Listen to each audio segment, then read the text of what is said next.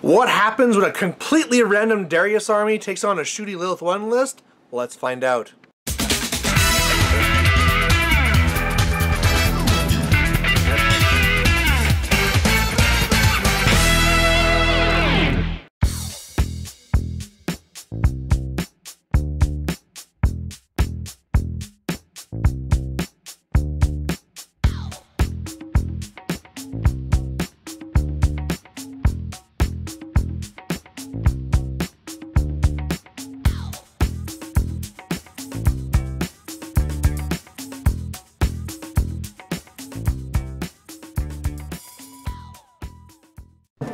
Hey there guys, this is me, Malorian, and this is going to be another War Machine battle report. It's been a little while, and now we're back. And this is from a Steamroller. It's going to be the first game. If you want to know how I made these crazy lists, please go back to that one. But basically, this event is me just running random lists and hopefully trying to get 2 wins. Now, this first game, I'm going to be up against James Blood. Now, he came in with only 1 list, which made my choice a little bit easier. He's running Lylyth1 with a bunch of guns, and so I thought that between Darius and Striker 3, Darius would be the most safe from that. You know, he normally has a little bit more armor, he's usually camping a little bit more, can stay a little bit further back, so I thought that'd be a good idea. Overall, what my plan is going to be for this game is trying to get over to the right zone and try and score on it and win this one by scenario. I don't think it's like an assassination is going to come up here, but luckily, a lot of his force is kind of these like lights and stuff like that. There's not a lot of hard hitting power. So I'm really hoping my armor is going to kind of keep me in this, and that once I get up there with guys like Thunderhead, he can work there with Firefly, he can zap away this infantry and start killing off these lights and really start making him have to dedicate his only 2 heavies, which are both Seraphs. He has no like Carnivians or Proteus or anything like that. So really, other than shooting, he's not going to come into me and hit me very hard. So once I get away these little annoying things, I should be pretty good.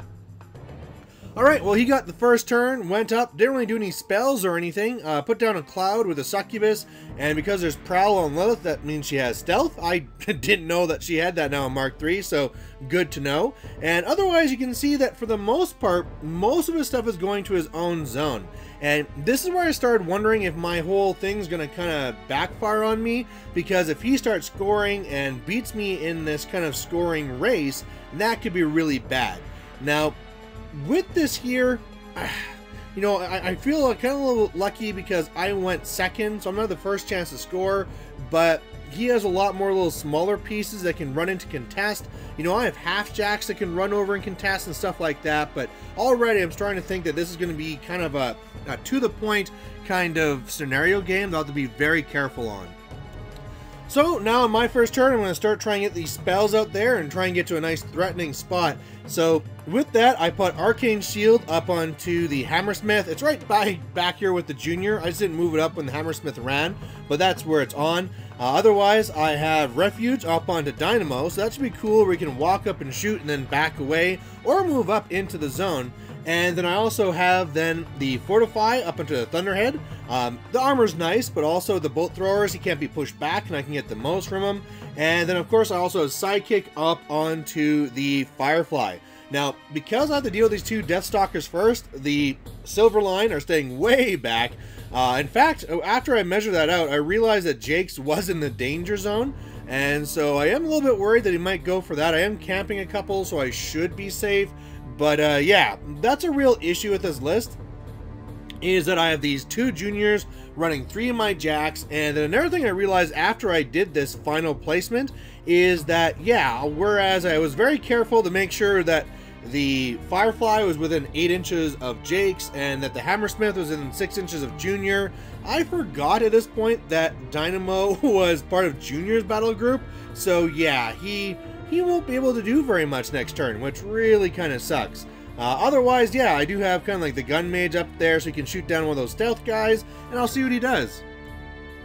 Alright, so what he's going to do is start kind of getting up here, and one of the cool things I didn't realize he had was that the Rakes now have an Animus, which is countercharge. So what I had planned to do was to walk up with Thunderhead, get within you know, pulse range, and then I'd automatically hit, and I can shoot him and try and kill him off that way. Well, now if I do that, he'll just countercharge me. So that's kind of a sneaky change there. Otherwise, he does do a little bit of shots and does a little bit of damage, but I mean, nothing really significant at all. He's really just trying to get up and into position, and as you can see there, he is ready to jump into his zone. He is locking it down with both the Rake and also the Seraph. And yeah, I'm going to try and see what I can do. So my real plan here, what to do with this turn, is I don't think it's safe to go into my zone yet. I think it'd be a little bit suicidal to do that. What I can do though is come over, start zapping away that one Rake. I can go over and use the Firefly to zap some of his little support stuff there on the right. And the way I'm going to get to the Rake to be able to zap him is I'm going to run up a little freebooter guy, not freebooter, what was it called? Half-jack. Even though he can't really engage him, I can make it so I block the line so he can't actually really countercharge legally. So that's what I do. The little half-jack goes up there, and then I go up there and pulse, which is going to kill him. But yeah, then I'm able to zap that Rake. Also got some damage on the Seraph. Of course, I went up there with the Firefly first so I can get some extra damage. I did some zapping over there and was able to kill them off. Also able to kill off the one Strider with the help with the Gun Mage Captain. So he does still have one Strider, but I feel I'm now safe enough that my Silver Line can get up there. So they start going up there and just, you know, they're probably not going to do very much this game. I'm probably just going to be using them to block things out of the zones and stuff like that. But hey, you know, they're there and ready to do their stuff.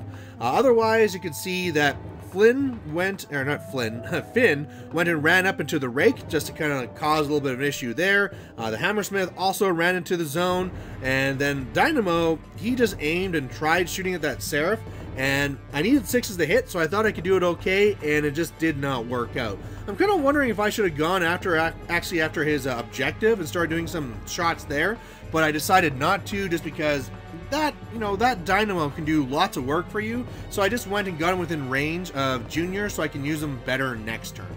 And Darius, he's staying safe, did not go to the zone, and he's just pulling off to the right so that he'll be super safe and can easily go into the zone next turn. So on my opponent's turn, this is where I realized that his shooting is a lot more dangerous than I thought. And what that is with my Hammersmith, I really thought my Hammersmith was going to survive and I might be able to feed on it and fix it and stuff like that. God no, it was wrecked. And the reason for that is between Lylyth having Parasite and the Black Frost Shard doing harm, yeah, that's a swing of 5 in the armor. And so whereas I thought like armor 22 is cool, no, it turns out armor 17 is not cool and that Hammersmith goes down. I actually thought I might still contest the zone because the Rake had a lot of trouble trying to kill Finn, but in the end was able to do it. So he is able to go into his own zone now and score there. Also, he did a little bit of shots to my guys there on the right. Again, nothing too serious. The Deathstalker killed, hooray, you know, like a Storm Silverline dude, but nothing really that bad. So I am down on the attrition. I'm also down on the scenario, so now I just got to be really careful about this, and I need to start taking out these elements of his shooting game so that he can't really do overly much to me later. I mean, I can't maybe take out all of his pieces like Parasite and Harm, but if I can take out his guns, then he can't take advantage of it. So that's what I really do, is I go up there with the Firefly, and he zaps, and he does some nice little leaps to kill off the Stalker and things like that. Otherwise, then the Thunderhead's able to come up, and with his zaps and shots, yeah, he's able to kill off the one Bolt Thrower is there, and you can see it on the right side now. I've really kind of cut off everything he had. Otherwise, I made a new half-jack, and it kind of ran into the zone. Dynamo, I now have Arcane Shield up onto him, and he's starting to shoot up that other Seraph. So the Seraph on the right, I actually did some pretty good damage to now. No systems are out or anything like that, but it's looking pretty good. I should also mention that last turn, his shooting that he did was actually into my objective. So my objective is like on 4 boxes right now. So I was able to now tie the scenario game, so it's 1-1. But he is definitely up on that game and able to shoot it. And my big hope now is to try and just keep him out of the zone and just try and score on his turn.